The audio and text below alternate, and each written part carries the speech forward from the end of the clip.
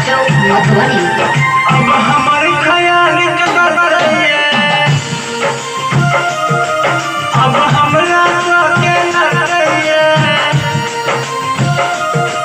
अब हमारे ख्याल कर रही है, अब हमरा तो के लग रही है।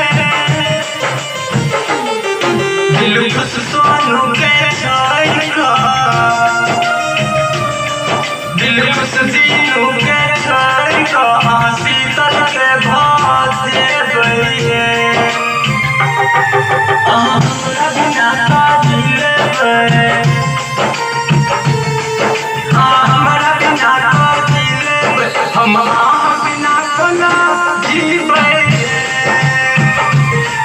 हमरा बिना का जीले बे, हम बिना कोना जीवे।